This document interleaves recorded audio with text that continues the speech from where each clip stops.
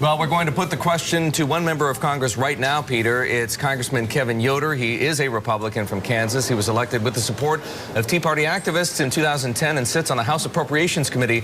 Congressman Yoder, it's good to see you again, and thank you for joining us on Market Makers. Let us begin with that question. Do you believe the Inspector General's report that this was a mistake and it was not motivated by partisan politics? Well, we don't necessarily know the answer to that question yet. What we do know is that many members of Congress asked these questions upon the IRS back in 2012, including myself before an appropriations subcommittee hearing in front of Commissioner Schulman. Commissioner Schulman at that time assured everyone on the committee that there was none of this was going on, and that it couldn't go on, that there were safeguards in place, that they couldn't target it, even for non-political reasons. It just couldn't happen. And their explanation was after the Nixon era, there were too many safeguards in place that no one could do this. And so after last Friday's revelation that they apologized, they said, yes, we have been doing this. We did specifically target Tea Party groups, groups with Patriot in their name, and even groups that had constitutional education and Bill of Rights education in their purpose.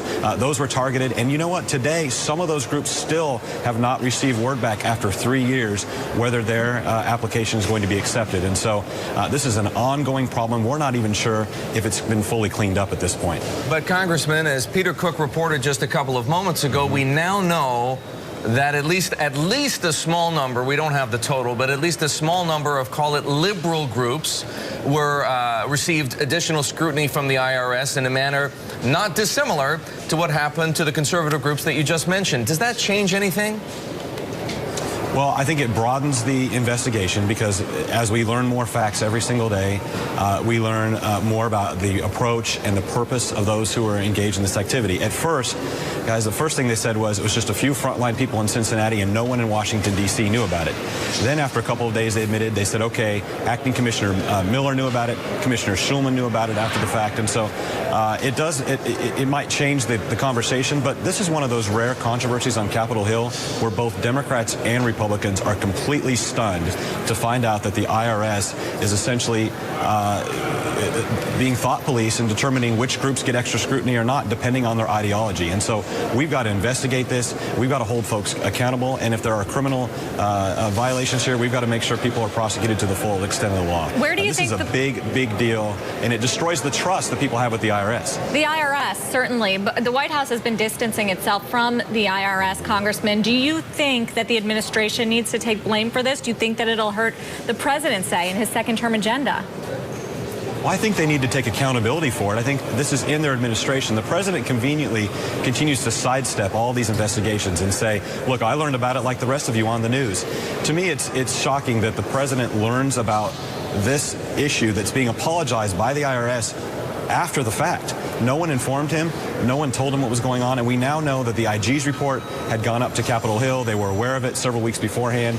And so I guess I'm not sure if we can continue to believe this willful ignorance on the part of the administration about all these different things, whether it be the IRS, whether it's the Benghazi situation, whether it was Fast and Furious a couple of years ago. We continue to be in a situation where the administration says, hey, those are people that work for us. That's not us. And I just don't think the American people are going to allow them to continue to make that distinction. Congressman, it seems as though we're talking about two things here, and I want to be very clear on where you stand. I asked you a question about the IG's report and the notion that it wasn't politically motivated, and you said we don't really know, but then you said that people are being targeted over their ideology, so I'm not quite sure where you stand on that point. And secondly, I think I understand your second point, which is that in this case, it's the cover-up perhaps that's worse than the crime. Is that correct?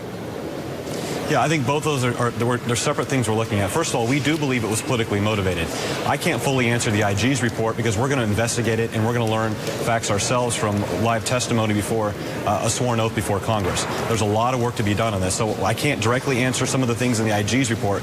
What I can tell you is the IRS has already apologized for politically motivated audits, and so this thing's already sort of been admitted to. What we have to determine is what's the extent and who knew what and when did they know it. Then you get to the second question, which is what was the cover-up and why didn't folks come before Congress and correct the record? You know, I had Commissioner Schulman tell me, absolutely not. No groups are being targeted based upon ideology. And then a month or two later, he found out, well, okay, they are being targeted based upon ideology. That's a real problem for Congress. And either we have incompetent leadership and we need to completely clean house at the IRS, or we have folks lying to Congress. And so we've got to get to the bottom of that second question. And then you get to a third question is, how do we prevent this from ever happening again and ensure that the proper laws are in place to ensure that folks are held accountable in the future if they ever try this again. All right, thank you, Republican Congressman Kevin Yoder, for joining us from Kansas on this developing story. Sara.